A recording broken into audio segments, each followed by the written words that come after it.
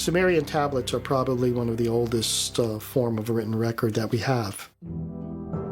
What if the most significant skeletal discovery in the history of human archaeology has been sitting in a museum storage room for over 60 years, deliberately kept away from the modern analysis technology that could settle the question it raises once and for all? What if the reason it has never been formally published, never been subjected to the kind of examination that would resolve the debate, is not institutional negligence or bureaucratic delay, but something far more deliberate? What if the bones in that storage room do not belong to a human being and the people who first examined them knew it? Beneath the Iraqi National Museum in Baghdad, there is a storage facility where artifacts that cannot be publicly displayed are cataloged and held. Some are there because of conservation concerns, some are there because of political complications around ownership, and some are there because what they represent does not fit within any framework that the institutional academic world is prepared to defend in public. In that facility, in storage since 1968, are the skeletal remains of a man named Meskallamdug. Meskallamdug appears in the Sumerian King List, one of the most analyzed and debated documents in ancient Near Eastern archaeology. The King List records every ruler of Sumer from the beginning of kingship. It divides history into two eras, before the Great Flood and after it. The pre-flood rulers are credited with reign lengths measured in centuries and millennia. Historians dismiss those numbers as mythology, but the discovery of Meskallamdug's tomb in the 1920s produced physical evidence that forced a question no one in mainstream archaeology has been willing to answer publicly since. What exactly was this king? Because the preliminary examination of his remains established one thing with documented certainty. Whatever he was not a normal human being. If archaeological evidence that gets buried, suppressed, or locked in storage is the kind of history you want to understand, subscribe now. I cover this material every week, and what I am about to walk you through is one of the most thoroughly documented and thoroughly ignored anomalies in the entire record of ancient Mesopotamia. In this video, we are going to work through 4 questions. First, what did Sir Leonard Woolley's excavation team actually find in the Royal Cemetery of Ur? And why did the physical examination of Meskallamdug's remains produce internal museum documents describing classification difficulties that were never resolved and never published? Second, what are the specific skeletal anomalies that place these remains outside the known range of human morphological variation? And how do those anomalies align with what the Sumerian texts say about the beings who ruled before the flood? Third, what did a 2015 genetic analysis of ancient Mesopotamian remains presented at a specialized academic conference in Leipzig produce? And why did the research team go completely silent immediately afterward without publishing their findings? And fourth, what does the broader pattern of suppressed skeletal evidence from pre-flood Sumerian burial sites tell us about how systematically inconvenient archaeological data gets managed within the institutional framework of modern archaeology? Let's start in the field. Between 1922 and 1934, a British archaeologist named Sir Leonard Woolley led a joint excavation of the Royal Cemetery of Ur in what is now southern Iraq. Ur was one of the most important cities in ancient Sumer, identified in the Sumerian King List as one of the seats of early kingship, and its royal cemetery produced some of the most extraordinary archaeological finds of the 20th century. Woolley's team uncovered dozens of royal burials containing elaborate grave goods, evidence of ritual human sacrifice where servants were interred alongside their rulers, and artifacts of extraordinary craftsmanship that established the technical sophistication of Sumerian civilization beyond any scholarly doubt. Among the burials, one stood apart immediately, cataloged by the expedition as PG 789.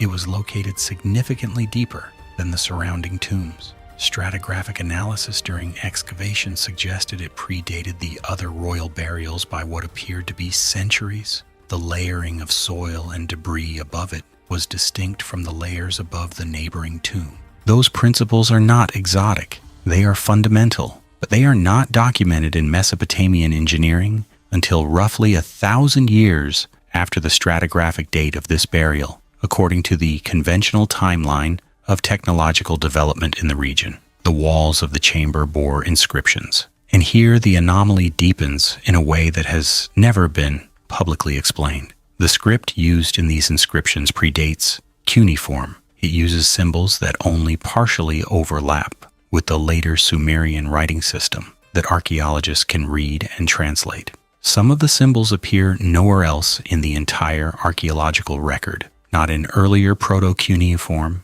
not in any contemporary site, not in any subsequent culture. Whatever writing system was used to inscribe these walls was used only here in this one burial and was not transmitted forward. It did not evolve into something else. It simply stops. The inscriptions have been studied. They have not been translated. The portion that overlaps with known Sumerian symbols identifies the burial as belonging to Meskelamdug and includes the description from the King List: king, high priest, one who entered the sea and ascended to the mountains. That phrasing deserves specific attention because it is not how the Sumerians described death. The standard Sumerian formulation for a king's death was that he went to his rest or that he lay down in his tomb. The King List and related texts use locationally specific language tied to actual burial sites. The phrase used for Meskelamdug describes a departure, movement from one place to another. He entered the sea and ascended to the mountains as directional language, not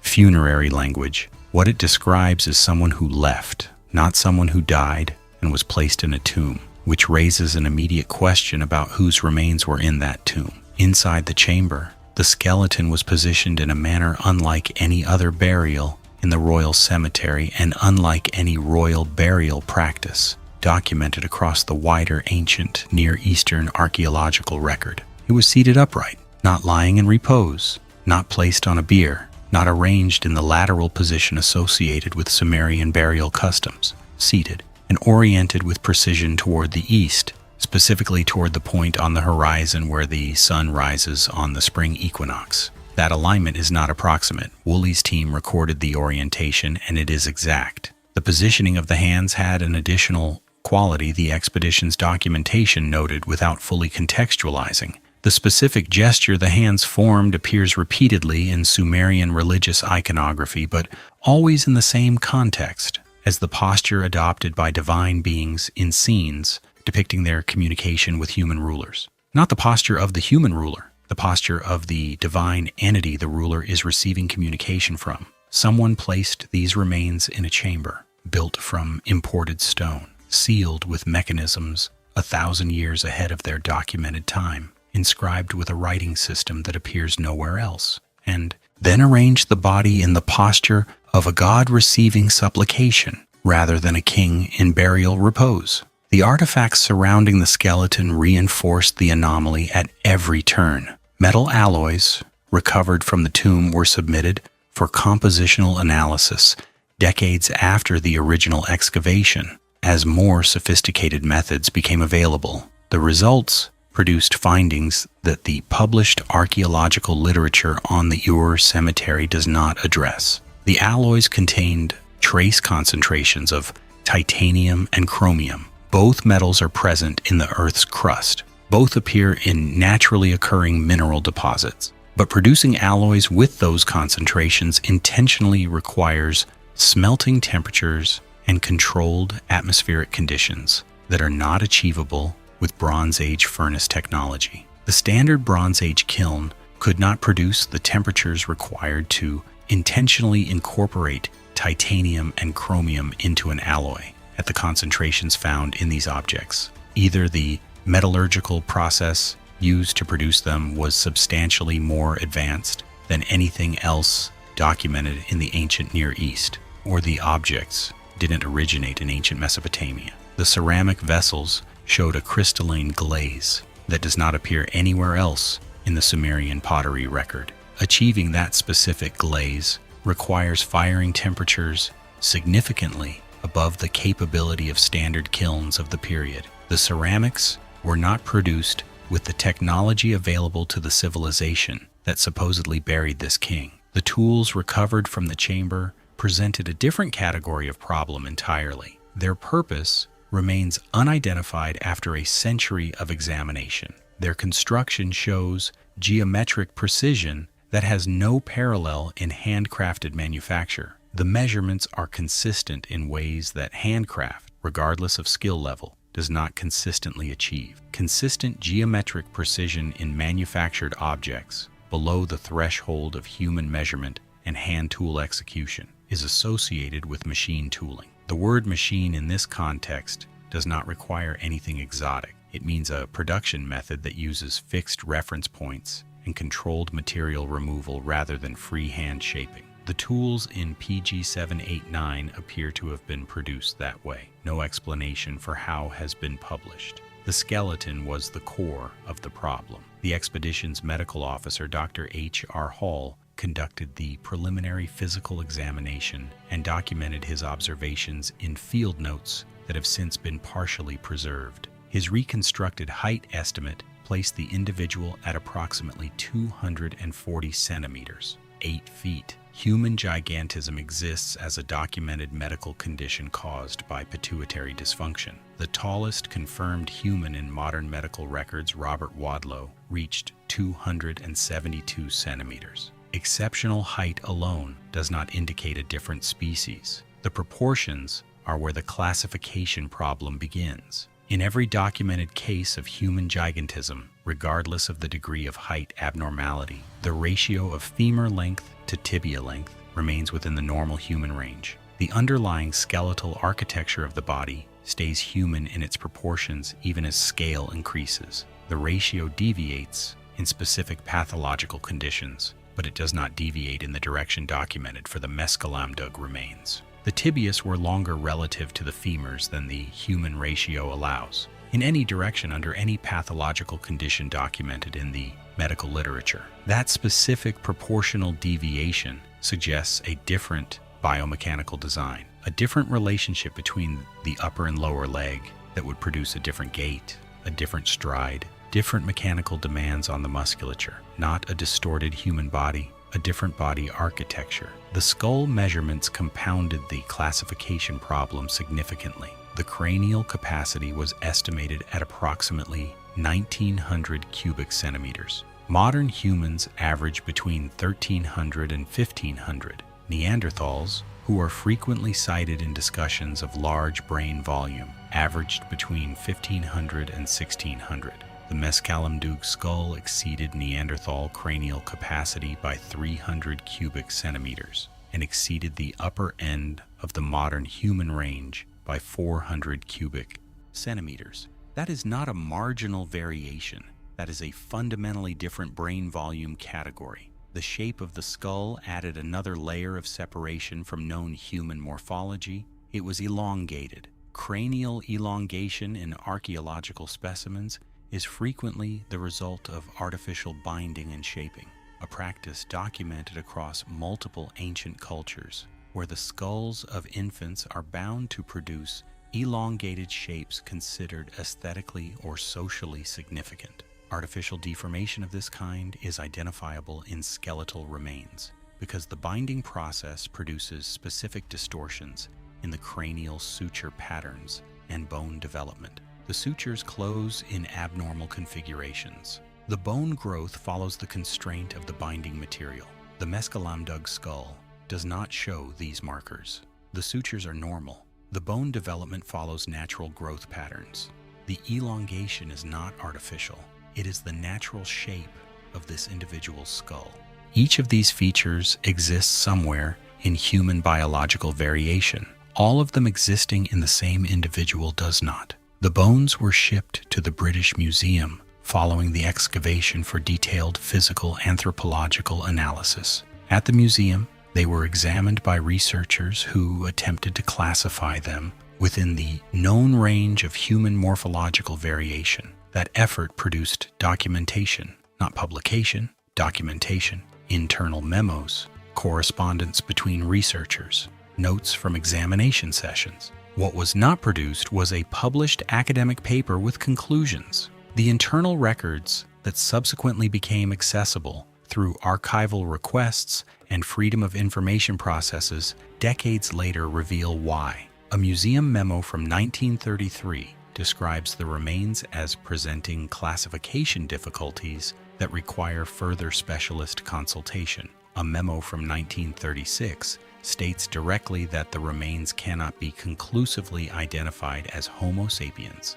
based on available morphological criteria. That sentence is as close to a definitive institutional statement as these documents get. Cannot be conclusively identified as Homo sapiens. From physical anthropologists at one of the most significant natural history institutions in the world, working on human remains from a royal burial site. A 1947 communication recommends obtaining consultation from specialists in extinct hominin species, suggesting the institution was by that point exploring the possibility that the remains might belong to a known extinct relative of modern humans, Neanderthal, Denisovan, or another member of the hominin lineage. No consultation appears to have produced a published conclusion. No paper was submitted to an academic journal. No conference presentation was made. The bones sat in the classification difficulty category for the duration of their time in London, and when Iraq requested the return of its artifacts in the late 1950s, the Mescalamdug remains went with the shipment.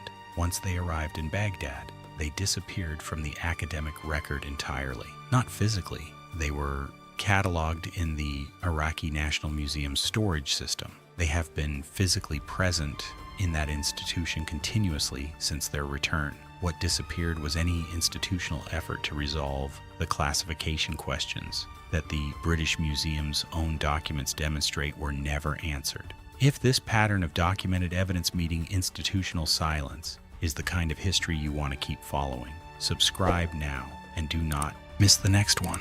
In 2015, a multi-institutional research team drawn from several European universities submitted bone samples from various Mesopotamian archaeological sites for ancient DNA analysis as part of a study on ancient population movements. The research was presented at a small specialized conference on ancient DNA held in Leipzig. The conference presentation documented genetic results from a sample that the researchers did not specifically identify in their slides. The results from that unidentified sample were markedly different from every other result in the study. The Y chromosome haplogroup recovered from the sample did not match any known branch of the human Y chromosome phylogenetic tree, not a variant of a known haplogroup, not an ancient form of a haplogroup that later diversified, a separate branch entirely, one that would require divergence from the common ancestor of all known human Y chromosome lineages at a point earlier than any existing branch point in the documented human genetic record. A new branch, not connected to the known tree at any documented node. The mitochondrial DNA showed sequences in the hypervariable regions that are used to track maternal lineages that did not appear in any modern human reference database and did not match any Neanderthal or Denisovan ancient DNA sequences published up to that point. The nuclear DNA was more dramatic still. Chromosomal arrangements did not match the standard human karyotype. Gene sequences appeared in chromosomal positions where humans carry entirely different genes. This was not the signature of sample degradation or contamination. Degraded samples produce gaps, incomplete sequences, noise. This sample produced a complete genome, internally consistent, biologically coherent. The sequences followed patterns that made sense as a functioning organism's genetic architecture. They simply were not the patterns of a human organism. The conference presentation ended. The research team submitted no follow-up paper to any journal. They made no public statement about the anomalous sample. They did not announce an investigation into its source. They did not publish a retraction suggesting the results were the product of technical error. They simply stopped. The conference slides, photographed by attendees and subsequently circulated through academic forums, represent the only public documentation that this analysis occurred and produced these results. No official institutional record confirms the findings. No official institutional record denies them. The Sumerian texts have always said, in language that the academic establishment has consistently treated as religious mythology, that the pre-flood rulers were not the same kind of beings as the humans who came after. The resulting population, called the Adamu in the texts, served as the managed population of early Sumerian civilization. This is treated in standard academic literature as religious mythology serving a social function, legitimizing the authority of kings by connecting them to divine origin, explaining human existence through narrative rather than through observation. The same interpretive move that turns long-lived pre-flood kings into poetic exaggeration rather than a record of beings with biological characteristics genuinely different from later human rulers. But the interpretive move requires ignoring the physical evidence that already exists, the bones with the classification difficulties, the internal museum documents stating they cannot be identified as Homo sapiens, the genetic results that produced a complete non-human genome from a Mesopotamian bone sample. These are not textual claims or mythological accounts. They are physical measurements and analytical results from scientific examination. The Mescalamdug skeleton, if fully analyzed with modern technology, including high-resolution imaging of the bone microstructure, ancient DNA sequencing, and comprehensive morphological comparison against the full range of documented hominin species, would either confirm or refute that reading definitively. The analysis has not been conducted. The bones are in storage. Researchers who have applied for access have been refused. The stated reason is preservation fragility and inadequate storage conditions. Those conditions have been inadequate for decades. No improvement has occurred. No timeline for access has been established. The Sumerian King List itself reflects the same pattern in its structure. The pre-flood kings are different, not just in their longevity. The text treats them as categorically different in kind from the post-flood rulers. The language shifts between sections. The post-flood rulers are described in administrative and human terms. The pre-flood section has a different register. It is not a list of long-lived humans. It is a list of a different kind of being whose reign over the early civilization of Sumer preceded the flood that marks the transition to recognizably human governance. The question that neither the translation team nor the British Museum has been willing to address publicly is not whether the evidence exists. It does. The question is whether anyone with the institutional authority, the political access, and the resources to follow it to its conclusion is willing to do so. The Mescalamdug remains are cataloged. They are in storage that museum staff can access. The bones are real. The tomb is real. The King List entry is real. The internal museum documents are real. The anomalous genetic results from Leipzig are real. What is not real, what does not exist anywhere in the academic record, despite everything that points toward the necessity of one, is a published, peer-reviewed analysis of the Mescalamdug remains using modern scientific methods. The Sumerians recorded his name. They recorded his reign. They recorded the phrase that describes his departure rather than his death. They built him a tomb with technology they should not have had, in stone they should not have been able to transport, with a writing system they then never used again, and they placed inside it remains that a century of scientific examination has been unable to classify. The record exists, the evidence exists, the bones are still there. The only thing that has not happened is the examination that would tell us what they are. If this is the kind of history you want to keep pulling on, the video on screen right now follows another thread from the Sumerian record that connects directly to what you just heard. Click it now, and if you're not subscribed yet, do it before the next one drops. I put this out every week, and the next one builds on exactly what this video established.